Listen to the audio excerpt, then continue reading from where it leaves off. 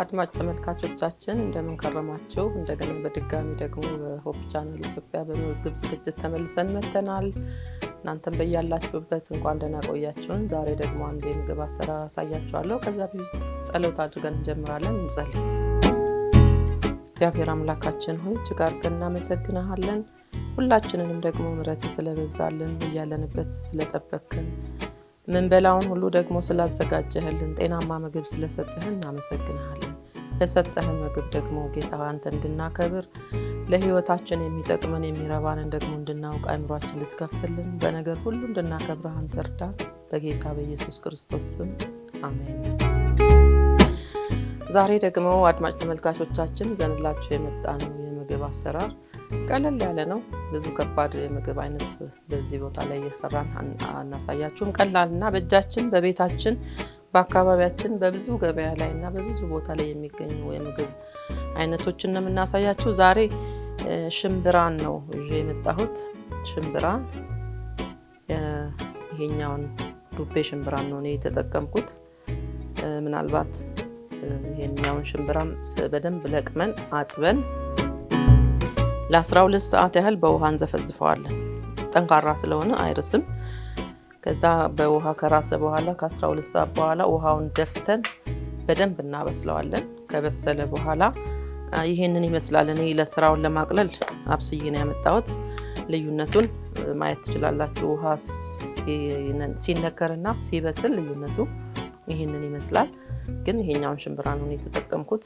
እናንተ ቀዩንም ሽምብራ መጠቀም ትችላላችሁ። ግን ለዚህኛው ምግብ አሰራር ዱቤ ሽምብራ ነው የተጠቀምኩት። ሌላ እዚህ ጋር ግብአቶች አሉኝ። ነጭ ሽንኩርት አለኝ፣ ዝንጅብል አለኝ፣ ቃሪያ እጠቀማለሁ እና ቀይ ሽንኩርት እጠቀማለሁ።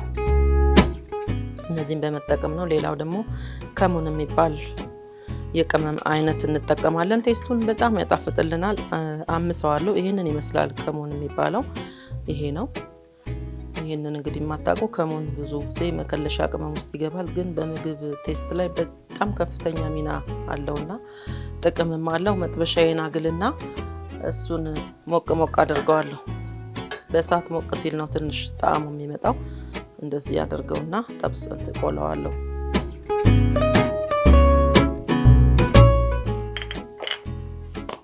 እንግዲህ ወደ ምግብ አሰራሩ ከመሄዳችን በፊት ስለ ሽምብራ ትንሽ ነው የምላችሁ ነገር ይኖራል።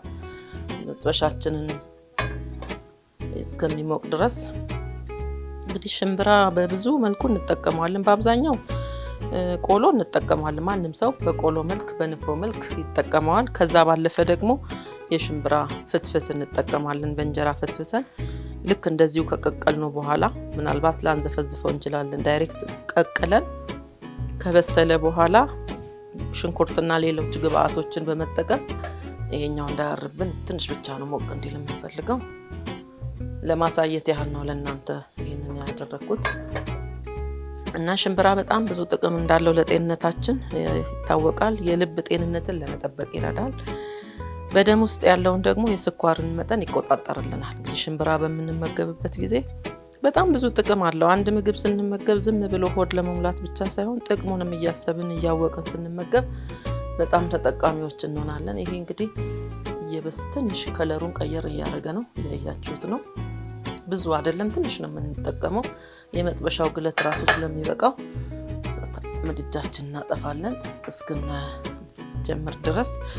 ከዛ የደም ግፊትን ለመቆጣጠር ይረዳናል። እንደገና ደም ማነስም እንዳይኖር ሽምብራ ያገለግለናል። እንግዲህ አመጋገባችን እኔ በሰራሁት አይነት በምሰራው አይነት ብቻ ሳይሆን እናንተ በምትፈልጉት አይነት ሽምብራ መጠቀም ትችላላችሁ።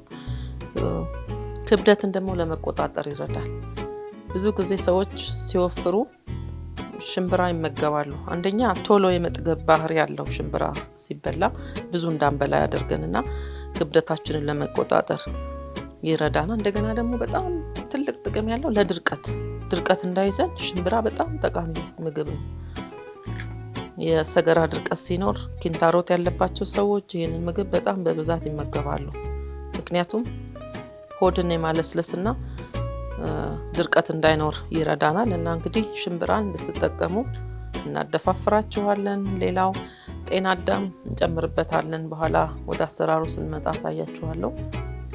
ነጭ ሽንኩርት እዚህ ጋር ሳይቻችኋለሁ፣ ቃሪያ፣ ቀይ ሽንኩርት እና ቅድም እዚህ ጋር በመጥበሻው ላይ ያመስኩትን እሱን አንድ ላይ አድርገን በመፍጨት ከዛ በኋላ ግብአቶቻችንን ተጠቅመን መጠቀም እንችላለን ማለት ነው። አሁን ወደ አሰራሩ እንሄዳለን። ሽንኩርታችንን እንልጣለን። ከዛ በፊት መጥበሻችን ላይ ያስቀመጥነውን ከሙን ወደ ዕቃ ላይ እንዘረግፋለን።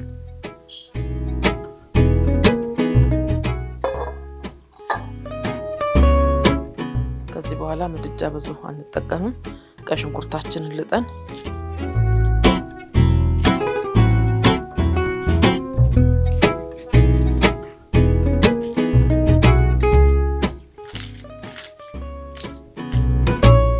ምናልባት የሽምብራ ጥቅም ይሄ ብቻ ነው ወይ ልትሉ ትችላላችሁ። እኔ ካገኘሁት በጣም ጥቂቷን እኔም ከተጠቀምኩበት ነው እየነገርኳችሁ ያለው።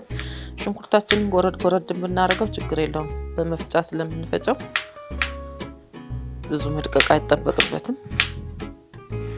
ግን በጣም ቀላል ምግብ እንደ ሲልጆ ምግብ ታውቃላችሁ። ዝንጅብልን ብንጨምርበት ቴስቱን በጣም ያጣፍጥልና ነጭ ሽንኩርት እንጨምራለን።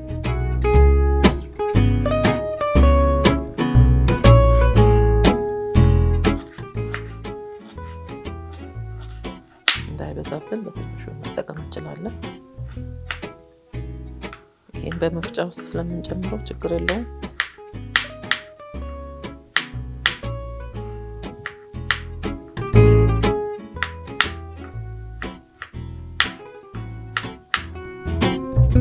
ቅድም ጤና አዳም እንጨምራለን ብያችኋለሁ። ይሄ አረንጓዴ ቅጠል መሆኑ በራሱ በጣም ጥቅም አለው። እንደገና ደግሞ ጤና አዳም ያው ለብዙ ነገር መድኃኒት እንደሆነ ብዙዎቻችን እንጠቀመዋለን። እዚህ ውስጥ እንጠቀመዋለን ማለት ነው። ድንብላል ቅጠል እንጨምርበት፣ ቅጠላ ቅጠል እንጨምርበት በጣም ያጣፍጠዋል። እናንተም ጨምራችሁ እንድትሞክሩት እናደፋፍራችኋለን። ሽምብራችን በጣም በስሏል። እነዚህ ደግሞ ጥሬ ግብአቶቻችን ናቸው። አንድ ቃሪያ እንጨምራለን።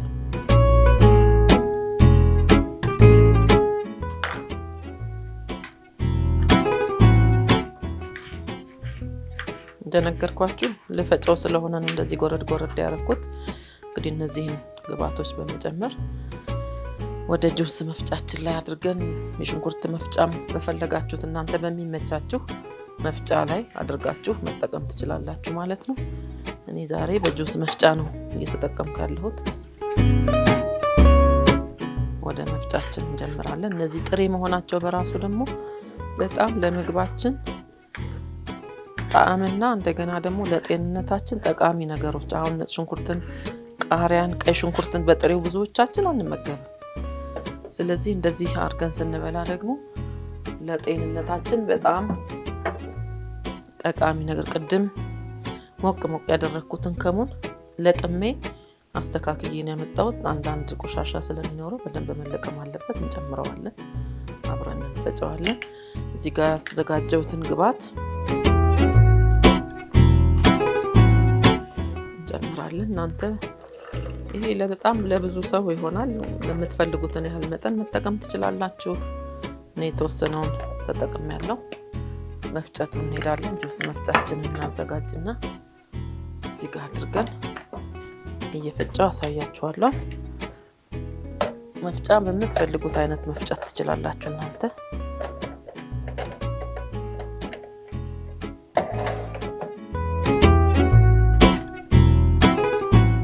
አንዳንድ መፍጫዎች ውሃ ሳይገባባቸው በጣም በደረቁ የሚፈጩ አሉ። የመፍጫው አይነት ይወስነዋል። እኔ ግን ውሃ ጨምርና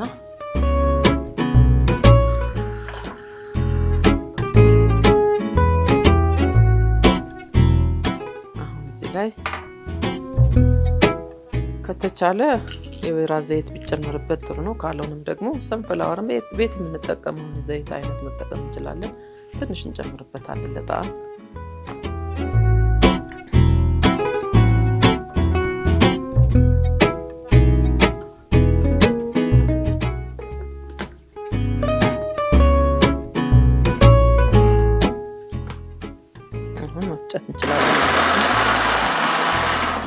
ካነሰው ትንሽ ውሃ ጨምር እናደርጋለን።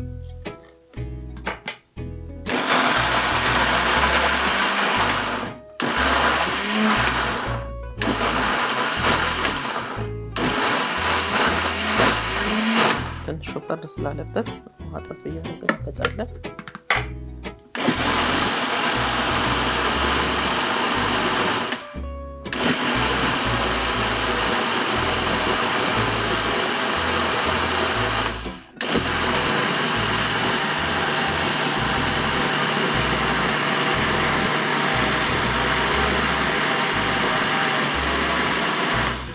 መፍጫችን እንዳይጎዳ እያሳረብን መፍጨት እንችላለን።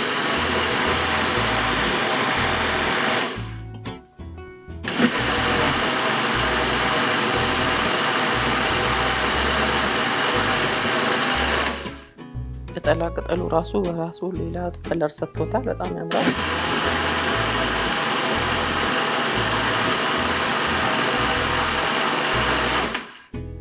አሁን ይበቃዋል። መድቀቁን ማየት እንችላለን።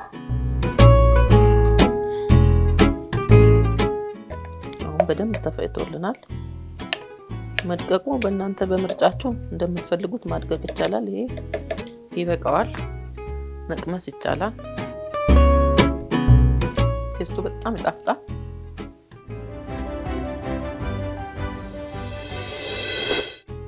ተመልካቾቻችን እንግዲህ የሰራነው ደርሷል። አሁን ወደ ምንበላበት ሳህን ላይ አውጥተን እንቀምሰዋለን። መጀመሪያ ሳህናችን ላይ እንገለብጠዋለን። እንደምታዩት ከለሩ ራሱ በጣም ያምራል።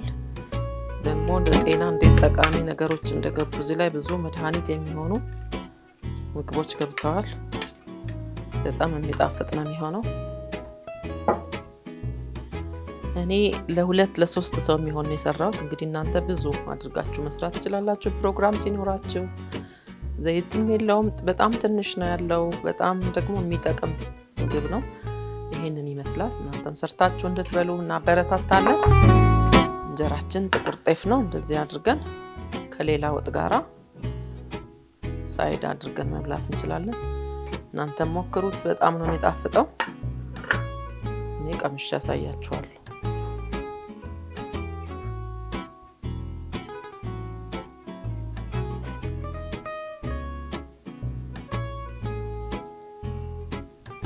በጣም ይጣፍጣል። በጣም ቆንጆ ነው። ጤናማ ምግብ ነው። አድማጮቻችን እንግዲህ እናንተም ይሄንን የመሰለ ጤናማ ምግብ ሰርታችሁ እንድትመገቡ እናደፋፍራለን። ለዛሬው በዚህ እናበቃለን። በሚቀጥለው ደግሞ በሌላ ፕሮግራም እስከምንገናኝ ሰላም ሁኑ። ጌታ ይባርካችሁ። እናመሰግናለን።